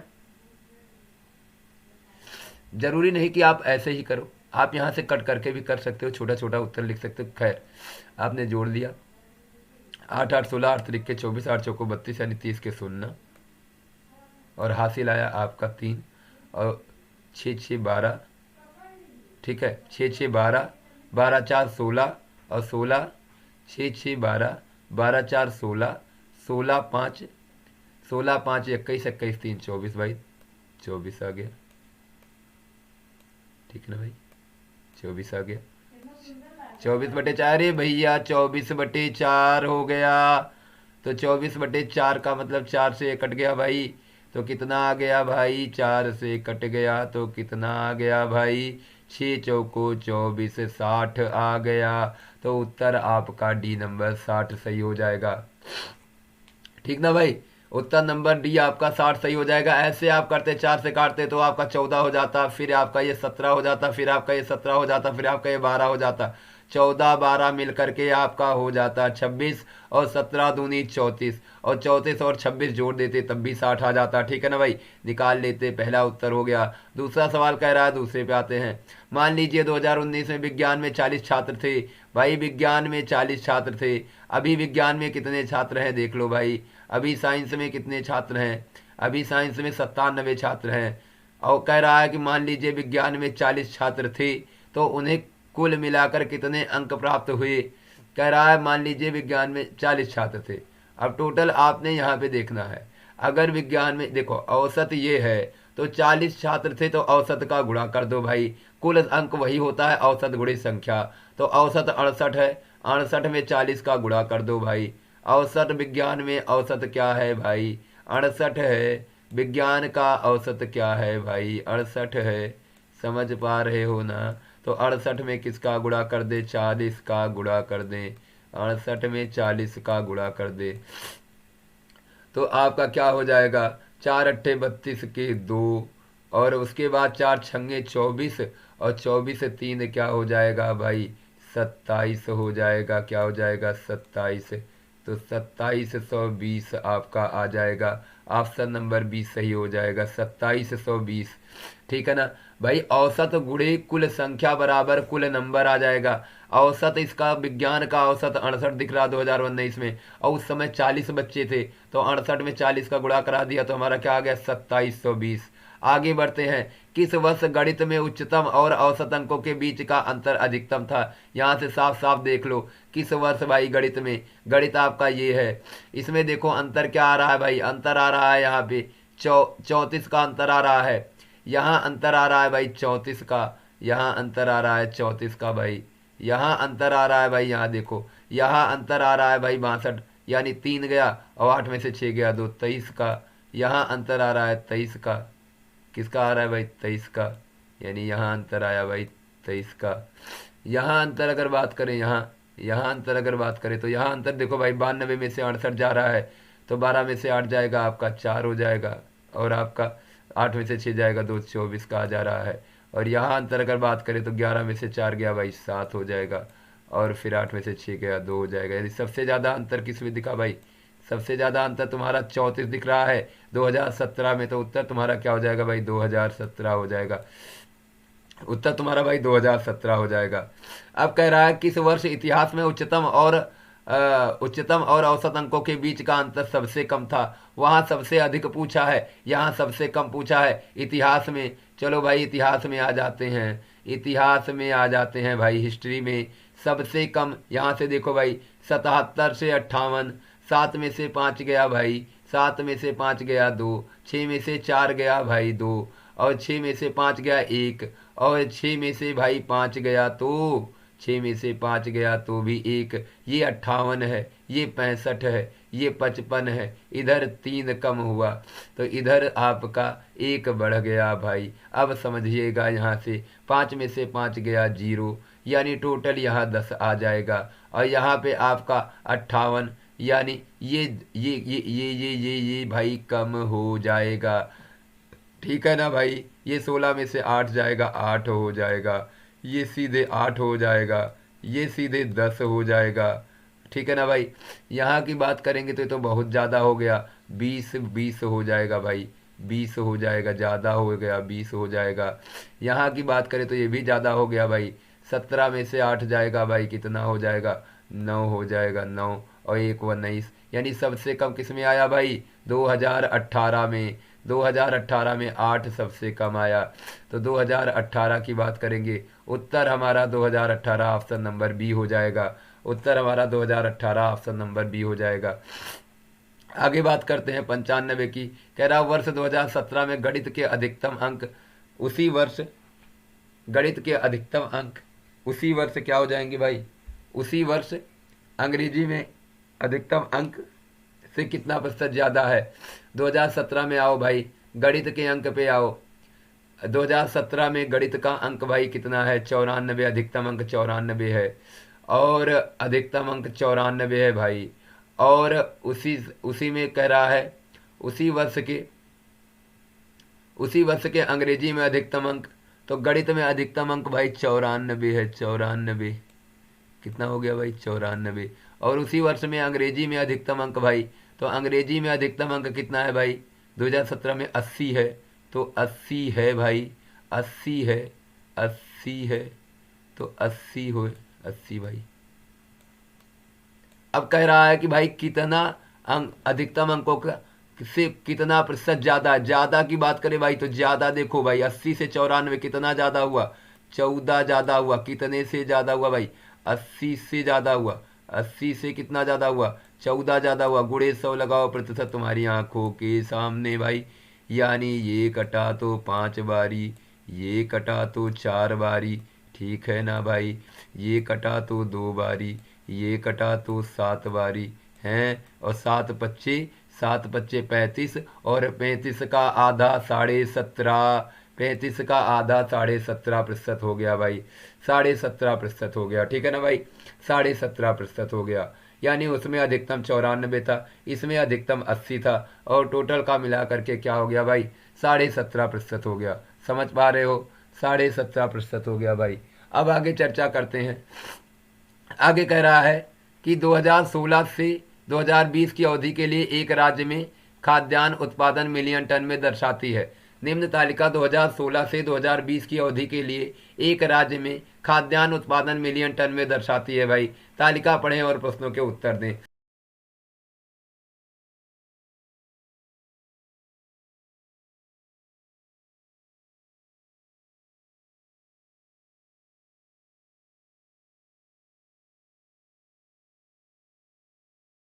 देखो भाई, कह रहा है वर्ष 2016 में गेहूं, चावल, जौ, अन्य अनाज जो है वो आपका 2017 में है, 2018 में है, 2019 में है, 2020 में है। तो आपसे पहला सवाल जो भी कहा भाई मिलियन टन में है, समझ जाना। जो भी कहा, पहला सवाल आपसे कह रहा है कि वर्ष 2019 में पिछले वर्ष की तुलना में जौ के उत्पादन में प्रतिशत वृद्धि। भाई जौ के उत्पादन की बात कर रहा है वर्ष 2019, तो वर्ष 2019 में जौ का उत्पादन पिछले वर्ष की तुलना में देखो भाई कितना ज़्यादा हुआ। अधिकतम की बात करा, वृद्धि कितनी हुई, तो बताइए उत्पादन कितना हुआ है ज़्यादा। अगर हम चर्चा करें तो 2020 से भाई, 2020 से 320 से 380 हुआ ना भाई, तो कितना ज़्यादा हुआ भाई, 60 ज़्यादा हुआ, 60 ज़्यादा हुआ। और 60 ज़्यादा हुआ किससे भाई, 60 ज़्यादा आपका किससे हुआ भाई, देख लो यहाँ पे, आपका 320 से हुआ, 320 से हुआ, ठीक ना भाई। और गुणे में 100 कर देंगे, प्रतिशत आ जाएगा। गुणे में 100 कर देंगे भाई, प्रतिशत आ जाएगा। देखो भाई हमने कर लिया। यहाँ पे ध्यान देना, 4 से काटेंगे तो 15 चौको 60 हो जाएगा, और 4 से काटेंगे तो आपका 4 अट्ठे 32 हो जाएगा, 80 आ जाएगा, ठीक ना भाई। इसको काट देंगे, 20 से काटेंगे तो 5 बारी जाएगा, और 20 से काटेंगे तो 4 बारी जाएगा, ठीक ना भाई। 15 पचे 75 हो जाएगा,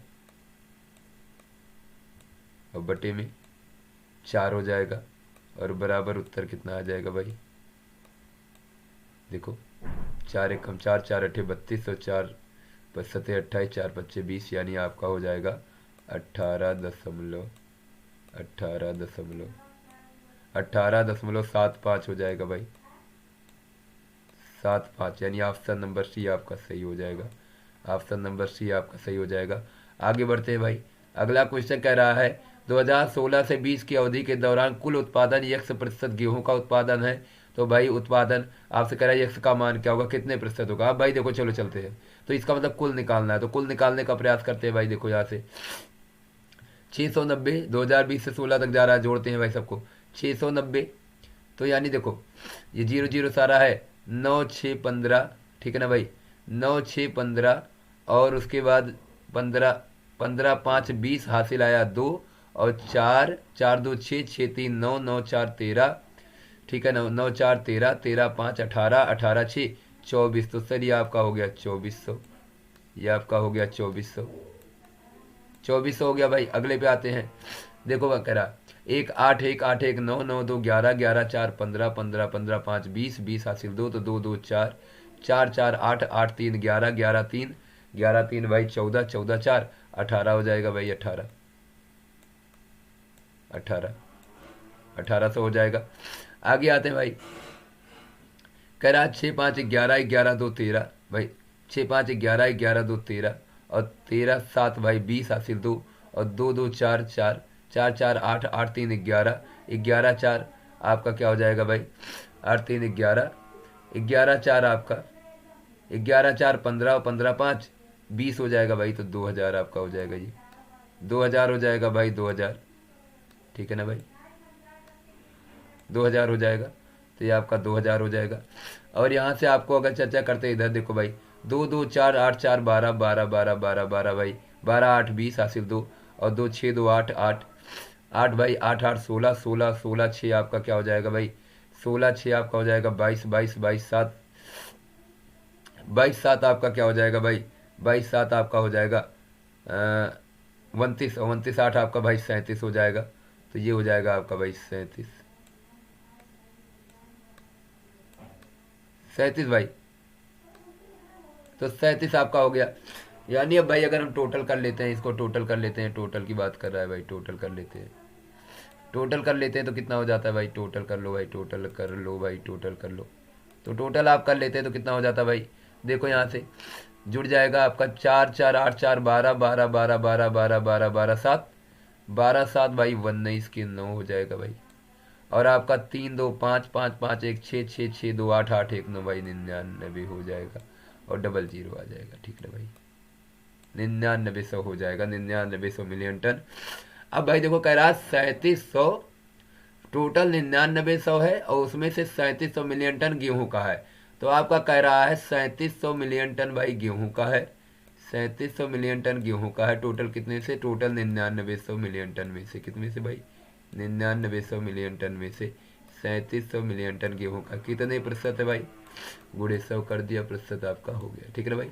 देखो जीरो से भाई जीरो कटा, जीरो से कटा जीरो, अब 7 3 10, कोई मतलब नहीं, आप मोटा मोटी समझने का प्रयास करना, हल्का सा कम है, 99 अगर जाएगा तो भाई यहाँ पे आप देखो 3 बारी जाएगा, 9 त्रिक 27 9 त्रिक 27, आप समझ पा रहे हो ना भाई, 9 चौको 36 9 चौको 36, थोड़ा ज़्यादा हो जाएगा, हल्का सा कम है, आपके पास 2 ऑप्शन है, एक 37 है, एक 37.8 है।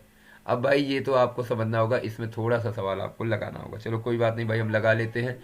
अगर 100 से ले जाते, ठीक है ना भाई, 100 से ले जाते तो 3 बारी 300 जाता 70 आता, लेकिन 99 से 3 बारी तो 73 आ जाएगा, यानी भाई आपका 73 यहाँ पे बच गया, 73 आपका बच गया, समझ पा रहे हैं ना भाई। अगर 99 से काटे, यहाँ पे ये काट रहे हैं, तो भाई ये 73 आपका बचा, और कई बारी गया, कई बारी गया भाई, ये बारी आपका जा रहा है 3 बारी गया, तो 73 आपका बचा, और आपने एक बारी एक जीरो यहाँ पे बढ़ाया, एक जीरो आपने यहाँ पे बढ़ाया, तो अब 9 का पहाड़ा पढ़ेंगे।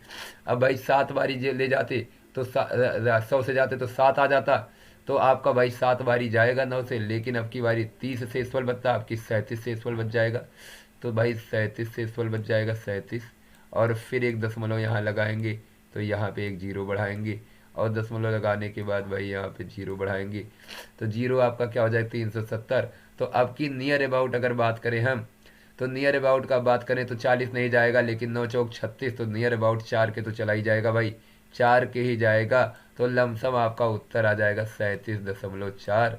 ये वाला गलत हो जाएगा भाई, ये वाला गलत हो जाएगा। तो आपका ये उत्तर आपका सही हो जाएगा 37.4। ठीक है ना भाई, बी नंबर ऑप्शन सही हो जाएगा 37.4। आगे सवाल आता है, वर्ष 2020 में उत्पादन में वृद्धि पिछले वर्ष की तुलना में किसके लिए अधिकतम थी? तो किसके लिए अधिकतम थी यहाँ से देख लीजिए भाई, वर्ष 2020 में 19 की तुलना में किसके लिए अधिकतम थी? अगर देखा जाए तो यहाँ भाई 160 सीधे बढ़ रहा है। यहाँ देखो भाई, जिसका अनुपात ज्यादा उसका प्रतिशत वृद्धि ज्यादा। तो यहाँ अनुपात क्या आ रहा है भाई, बढ़ क्या आ रहा है भाई, ये आप समझ जाओ। यहाँ पे आपका 160 बढ़ रहा है, यानी सीधी सीधी बात करें तो 4 से अगर काटने का प्रयास करें तो 14 चौको 56, 1.4 के अनुपात में यहाँ वृद्धि हुई। यहाँ अगर देखें तो यहाँ पे क्या हो रहा है भाई, अगर कटेगा तो आपका आ जाएगा ये लगभग 1.1 के करीब ही आएगा, 1.1 के करीब अनुपात आएगा। यहाँ से अगर देखेंगे तो 1.0.9 तो बहुत कम हो गया भाई, इसकी अपेक्षा 1 भी नहीं गया। यहाँ देखते हैं भाई, यहाँ अगर चर्चा हम करेंगे तो 500 से 690 हुआ है भाई, ये थोड़ा सा मुझे अच्छा खासा लग रहा है। चेक कर लेते हैं, 1.9 आया है, 190 आया, यानी अगर 5 से काटा जाए तो एक तो पूरा पूरा जा ही रहा है। वृद्धि कितनी हो रही है 5, अब आपका आपके पास आ गया 19, तो 5 चौको भी नहीं भाई, गड़बड़ा गया, ये तो पूरा 4 बारी चला गया था, लेकिन 5 चौको 20 नहीं, ये 3 जाएगा, ये 3 पहले जाएगा 15 और फिर 8 जाएगा।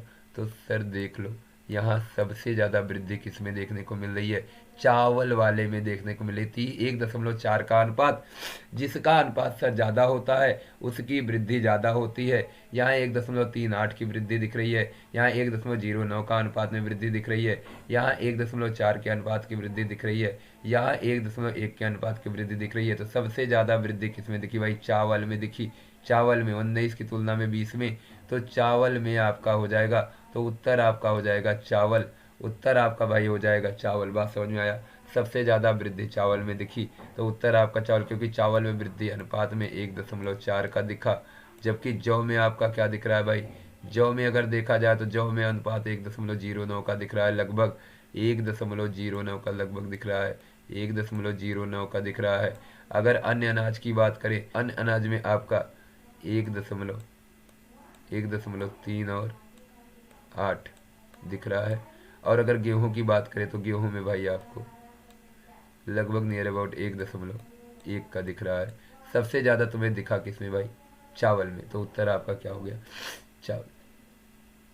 आगे आते कह रहे हैं, वर्ष 2016 से 2020 तक चावल के औसत उत्पादन और जौ के औसत उत्पादन का अंतर क्या है? तो भाई औसत उत्पादन के अंतर की बात करें भाई ना, तो सबसे पहले क्या करो, वर्ष 4 हैं, आप घटा के 4 से भाग देते जाओ, बाद में जोड़ लेना। तो चलो, चावल और जौ की बात कर रहा है ना भाई, किसकी बात कर रहा है, चावल के औसत उत्पादन और जौ के औसत उत्पादन का अंतर। तो भाई आप चाहे पहले जोड़ करके 4 से भाग दे लो, फिर जोड़ करके 4 से भाग दे लो, और फिर निकाल लो। फिलहाल आपने निकाला है, सीधे औसत निकालो, कोई समस्या नहीं है। आपने चावल को निकाला है 2000, तो 2000 बटे में 4 कर देना, और ये आपका जौ का निकाला 1800, तो आप सीधे सीधे कर दो भाई, आसान है, तुमने तो वहाँ पे निकाला ही है। तो क्या हो जाएगा 2000 2000 2000 भाई, 2000 माइनस 1800 1800 1800, और 4 वर्ष की 16 17 18 19 20, 5 की बात कर रहा है क्या भाई? हाँ देख लो, 1 2 3 4 और ऊपरा है एक ठो 5, तो 5 वर्ष की बात कर रहा है। तो 5 वर्ष में हम भाई क्या कर देंगे, 5 से दे देंगे भाग, तो 5 से यानी हमारा औसत आ जाएगा 5 से भाग देने पर। तो हमारा बना क्या भाई, 2000 में से 18 गया तो आ गया 200, और 200 बटे में 5 कर देंगे भाई, और 5 से काट देंगे भाई, तो कितना आ जाएगा भाई, 40 आ जाएगा। क्या आ जाएगा भाई, 40 आ जाएगा। 40 हमारा उत्तर हो जाएगा। औसत हमारा क्या हो जाएगा मिलियन टन में, 40 मिलियन टन।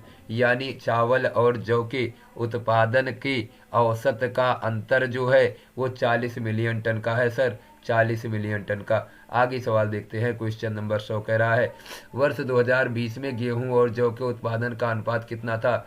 तो वर्ष 2020 में गेहूं और जौ का उत्पादन देख लो भाई। वर्ष 2020 में गेहूं का उत्पादन जो था 820 था और जौ का उत्पादन 410 था। तो भाई गेहूं का उत्पादन था 820 और जौ का उत्पादन था भाई 410। तो भाई ये कटेगा, भाई कटेगा, एक बारी जाएगा और ये कटेगा, दो बारी जाएगा। तो अनुपात क्या हो गया, 2:1 का अनुपात हो गया भाई, 2:1। ऑप्शन नंबर बी सही हो जाएगा। यानी गेहूं और जौ के उत्पादन का अनुपात क्या था भाई, 2:1 था। ठीक है ना, उत्तर आपका हो गया भाई। देखो भाई हम लोगों ने दो वीडियो मिला करके, ठीक है ना भाई, हम लोगों ने दो वीडियो मिला करके एक पेपर सॉल्व किया है। ठीक है ना, ऐसे हम इसको आगे बढ़ाते रहेंगे और आपके पेट एग्जाम तक 5-6 टेस्ट पेपर, अच्छा 7 पेपर अच्छा खासा कर लेंगे। ठीक है ना, तो आप लोग ऐसे लगे रहिएगा, एक एक क्वेश्चन देख करके पूरा समझिए कैसे सॉल्व हो रहा है। ठीक है ना भाई, समझ पा रहे हो। तो ये ढेर सारे क्वेश्चंस आपके थे, हमने इसको कर दिया। ठीक है, आप लोगों को वीडियो पसंद आता है तो लाइक करिए, शेयर कीजिए, सब्सक्राइब कीजिए, बेल आइकन को प्रेस जरूर कीजिएगा ताकि हमारे नोटिफिकेशन आपको टाइम टू टाइम मिलते रहें। ठीक है ना भाई, आज के लिए इतना ही। आपका दिन शुभ हो, धन्यवाद।